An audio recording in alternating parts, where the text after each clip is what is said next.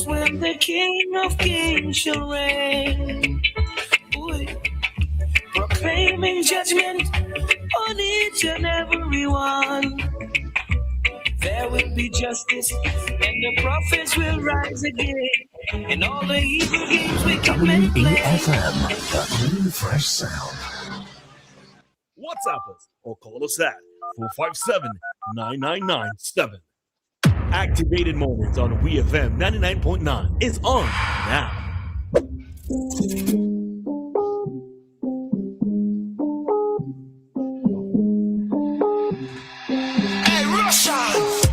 And it's time for SVG. It is 7:45 and it's time for us to boy. 7:45. That's the end.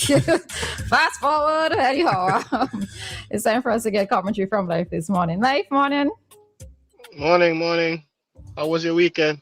Morning, everybody. Morning, listeners of WEFM. Morning, Maka. Morning, Roleza. Morning. It was all right. Over yours. Yeah, it was all right. Good. You went outside? You was outside? Fully outside? Nah. Next weekend for that? This weekend for that. But the weekend, we outside fully. We're going to do the dog this weekend. All right. Yeah. So we over the weekend we recorded our 7th homicide for 2026. Elderly guy, 66 years old, who operates a shop in the Diamond area. Known hotspot, was shot and killed after he served a bear to someone who had come a little bit. Well, when you read the article, it says that the shop closes at 9. After 9, and somebody came and ordered a 3 for 10 carib, and the person took 1, and he was basically waiting for the person to take the other 2, and then he was shot and he died. Condolences to the family. I don't think that the police, the lady, his wife, knew who the person who had come to order the bear. I don't know if it's the person who ordered the bear that shot him or whatever. Didn't say. Can't prove anything. We can't really say who shot him now. Doesn't mean because somebody come and order 2 bears and he was shot. Like a little while after that, the person is responsible for that, right? But I see a lot of persons hinting that the person who ordered the bear may be responsible for the shooting. That is not that is not something that anybody could say unless they saw. You know what I mean? Sometimes we're really reckless with things that we say. But that's just human nature and social media. I saw and social media continues to be a place where you could go to hear silly comments, stupid comments being made about serious issues. Somebody on the thread said, "Why you selling somebody a beer you don't know?"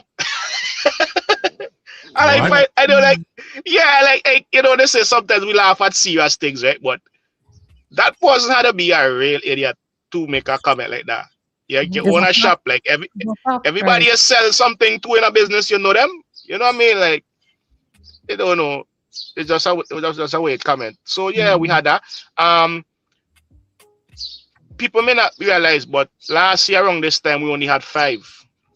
We only had 5 homicides. From when I checked back yesterday, we only have 5 homicides last year around this time. We had 7, so we actually kind of doing worse. I don't expect the numbers to reach. Well, the numbers there were 40 homicides at the end of last year. The last one was Brandon Child, which was a shock to a lot of people who knew Brandon. Sometimes I think that some people are the last person you would expect to hear to get killed like that. Brandon's murder was like a shock to a lot of people. Like, what? Brandon Child? How?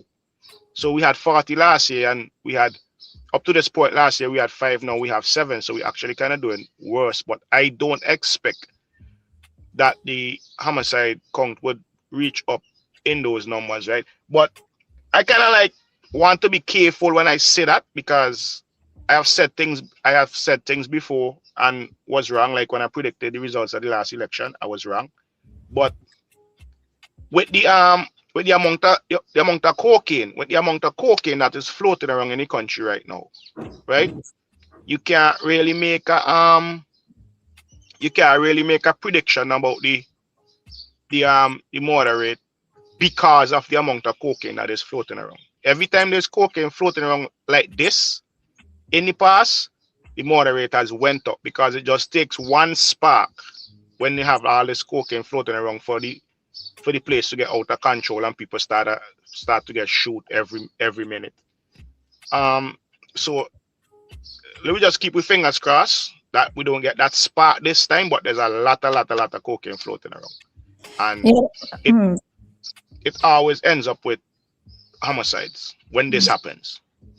I think sometimes, what we're also looking at, well, I don't know the shopkeeper, I don't know the lifestyle of the shopkeeper or anything like that, but I think one of the things that it causes for us to maybe question of for persons to be guarded is, especially like those who own shops or who own businesses, what security measures are they putting in place, just in case, because sometimes in some of these instances, they seem very random, right?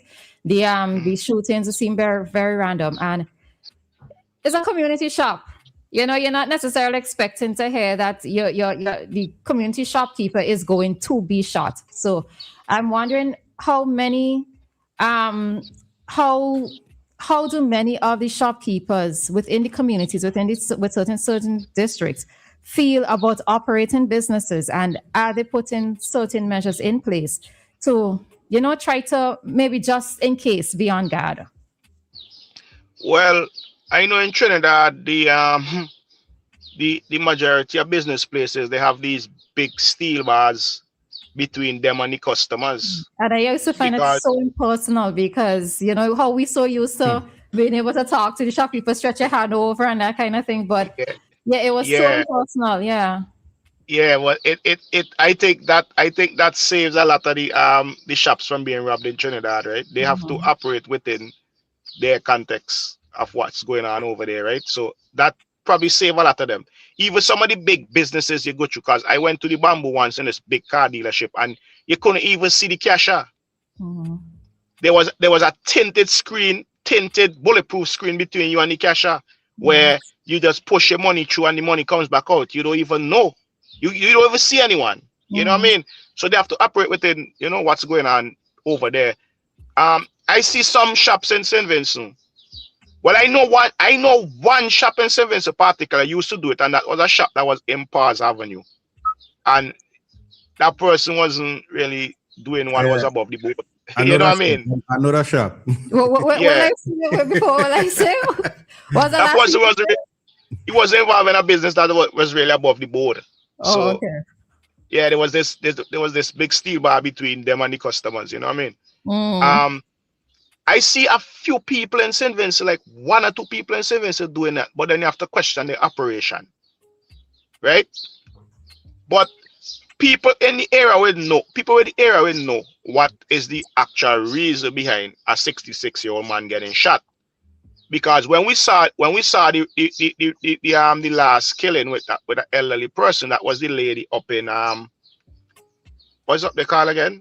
Belmont. It was Belmont. Yeah. Belmont. Fairbairn or Belmont. I don't know where they put it. Belmont. Belmont. Yeah.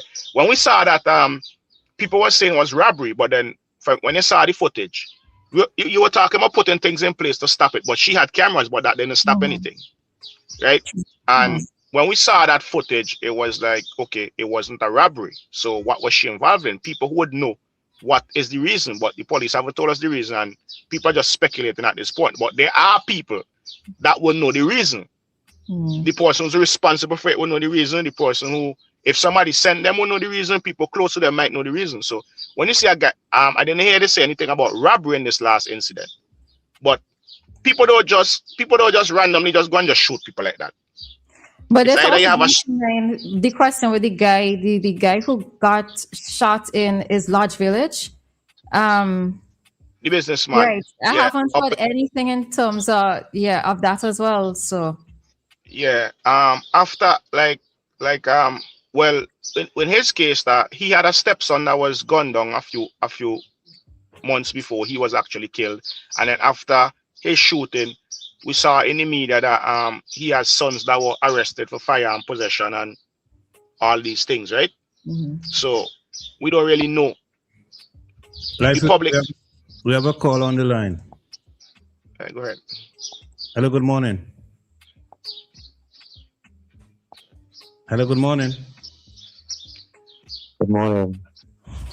Morning. You wake up? I said morning like 9 mornings to you, especially. Life on. I go down, Sean. What's up? Morning. How are you? Hey, my brother. Boy, I hear you from just doing about the life of one in you. I said, shut down. Who that? Healthy, nice debates on the internet. From the people at radio station where we having discussions about current affairs, etc. on this amazing radio station. He's wilding. I said, boy, just go away in Jesus' name. Amen. Who won you? Conversations? My brother. Well, you know, life and I. Aaron. Another one day. Yeah, nah, he good, man. He good. He listen all the time. That's one of Rolly's a big fan. Crime has been destroying our society. There are a lot of scars, there are a lot of trauma that's left in the society. And we know it's not going to stop. And we are highlighting, things that are obviously there. For example, in my community, there several business places had to close. More than 2 years ago, I had to respond to the middle of the night, 1 o'clock, some guys in a house robbing an elderly woman who has a shop. She stores all her money in her shop, this bucket style, and she had to run out of her house absolutely naked. Nobody came out except I played hero. So I had to help her. I had to walk towards her to see what's going on. I did. Police arrived within 5 minutes. These guys never surfaced. They left slippers. They left little marks here and there. Nothing ever came out of it. But that's like the 4th or 5th attempt of going in this lady's house. My mother had to close down her business place. The shop next to her had to close down. There was another one, because they couldn't get their way, they actually broke down the shop because it was wooden, because they were using it as a shield. You know what I'm saying? And so I think what's happening in our community is a lot of shops are just good intent to start up, but there are some dangerous spaces, there's no light. So you're asking the authorities, like, for example, to put a street light here and there, at least to that sense of safety, They did a lot over here where that is concerned in terms of the street lights. Mm-hmm. But there's some places like different junctions, and so you can put these CCTV where you can actually make people feel safe, because we're not talking just to commerce in Kingston. We talk about community livelihood. And until we make our shopkeepers feel safe, it affects the economy as well, because when they close down, what happens? They have to go drive in Kingston. They selling that money and charge $10 a day. You understand? They're taking up a whole parking spot. What I mean, sell a boxer. That I ask the family overseas to send some remittance or set back a barrel and let we could sell and hustle. That's the struggling, striving economy we have because of crime. And it's just been mama died. It's just been a lot of talk. And the criminals are so smart. These criminals are PhD in criminology. These criminals know how to beat the system, because they say how the police dance, and they say they're doing poor investigation. Obviously, when they get to court, they walk free and they come out and do what they have to do. The bill and that's what. Drugs. Yeah, but there's something else that you just said though. In terms of small businesses and some of the communities having to close. Remember, one of the things that I recognize towards small businesses within communities is how close-knit persons can be, right? So you could go to a business within your community, let's say it's a supermarket or what, and you can trust things until end of month, right? Mm-hmm. You can't say, let me go Massey or Sicky Graves or wherever, and let me trust something till end of month. So when you have crime in certain communities like this, it's eroding that sort of fallback that some persons have, just to be able to help to tie them over till the month end. So yeah, it's actually a lot more extended, a lot more than just the physical safety, but in terms of that social, well, quote unquote, social support for some persons, that is also being eroded. Yeah. Like mentioned the Trinidad situation. Trinidad just didn't get like that overnight. Trinidad got like that because almost every shop, every corner, everywhere was being robbed, shot, chopped, and all kind of manner of evil. In Trinidad and Tobago, a group of thugs went on to Piaco International and robbed millions and just disappeared. Nobody ever found them. I remember that. Vehicle. Yeah. Where the person security is in Trinidad of armored vehicle, they have AR and man just turn over them vehicle and rob them Sicarico armored vehicle and tell about them things like God man high petty. You know what I'm saying? So if we have, and we're so close to the south, that infiltration from Venezuela into Trinidad, Caracol into Union Island, and we make this just walk up the road to St. Vincent because we are safe haven. We have to be hard on crime. Crime is just a talk shop in St. Vincent. That's not joking. Because everybody afraid somebody. Everybody afraid the piper. You understand? So we're back at it again. I am obviously somebody who would have not just witnessed, but also lost several persons due to crime. So I'm trying to figure out why. But that's the situation. Yeah. Right, I go into the valley of the shadow of death. I walk into that area, because I have to go home. But Sean, let me maybe ask you a personal question though. If it's okay if you don't answer, but what made you decide to stay there though? Why did you continue to live within your community? Okay. My mother. When we came here, the community was never like that. It was just pure love. It was communityness. It was building. Everybody helped. I saw people, the whole community come and help people build a house. We were cleaning the verges. We were cleaning roads. We were having cooks. We were on the block some night till morning. It was never about any. You might have an argument here about something religion or something. It was never about a man get slapped and them kind of thing.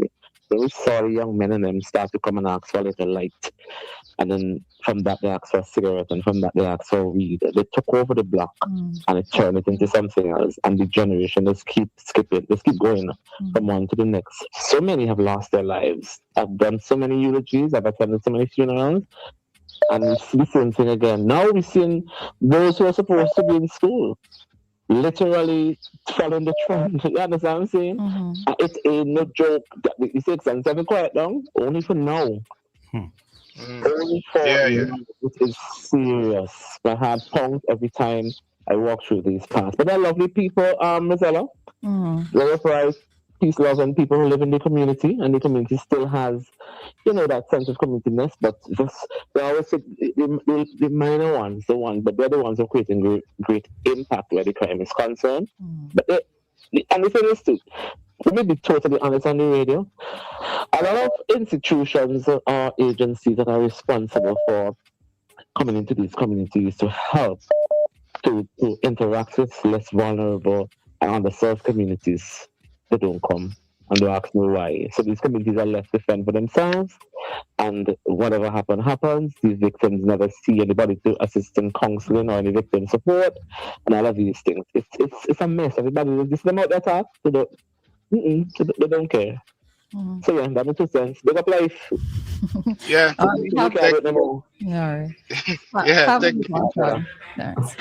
Yeah. All right. We could take the break. So we will take the break here, Life. Okay. We will take a break here and be right back. All right. So timer and SVG, it is 8:03, and our time check came to you with the compliments of New Haven Funeral Home. Death is a fact of life. Even though death is a fact of life, that doesn't make it any easier. When dealing with the loss of a